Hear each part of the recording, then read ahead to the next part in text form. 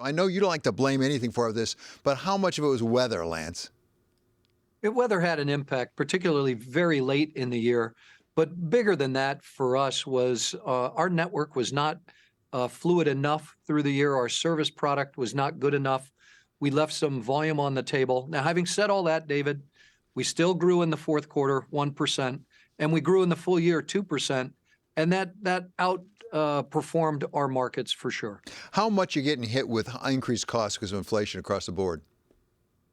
Inflation's quite real. You saw our tentative agreement has been signed and ratified by all of our labor force, and that has some significant pay increases, something like a 24% pay increase in the entire package for 5 years. So inflation on that side's real. We're seeing it in service providers to us, and we're seeing it in commodities. Now, having said that, some of the commodities like fuel is a little cheaper now than it was at its peak. Steel has come down, but still pricing's elevated compared to, call it, 3 or 4 years ago. One specific question about that agreement, the labor agreement that was sort of imposed on the unions. There was some speculation that people might take their bonuses and leave. Are you seeing any of that? It's a little early. We have not seen that. The last back pay checks went out January 13th. So we're about a week and a half after that. We'll see what happens. I would guess by the early part of February, we should know if we have a little spike in attrition. I don't anticipate if we do see it, that would be very big. The population of retiree eligible that have received those checks is still relatively small. So as you go forward with increased costs, how much pricing power do you have? I've seen some reports that perhaps some of the cargo demand is going down. Also, the trucking is cutting costs. How much pricing power do you have?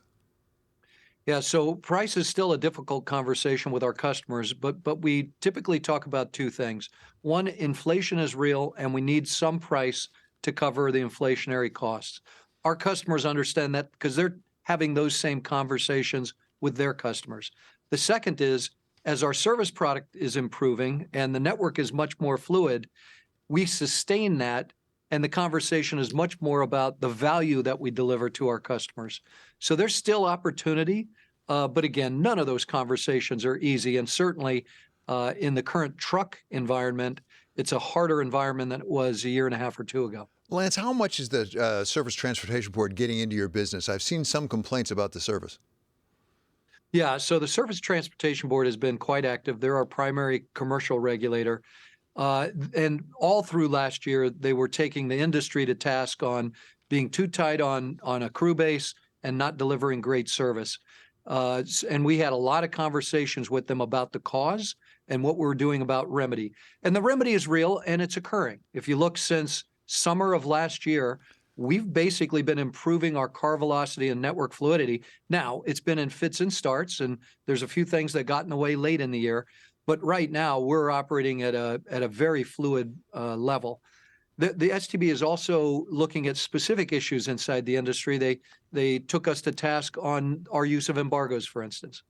So Lance, finally, one of the reasons we love talking to you, besides the fact that it's you, is as a railroad, you can give us some sense of where the economy is headed.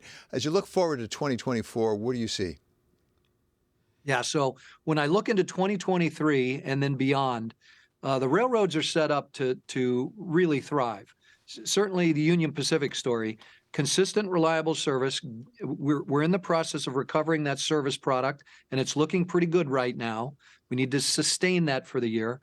Sustainability, speaking of which, is a big story for us. We help all of our customers achieve their sustainability goals, and Union Pacific was just added to the Dow Jones Sustainability Index. That's a marker for how real our work is in that environment.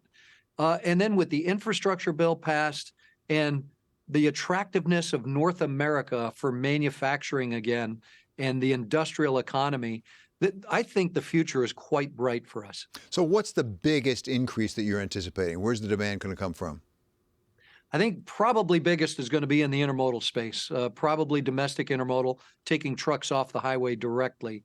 After that, it's going to be driven by, different segments of the industrial economy, housing, infrastructure, probably nearshoring of product that's been, far shored, and the supply chains have proven themselves to be a little fragile.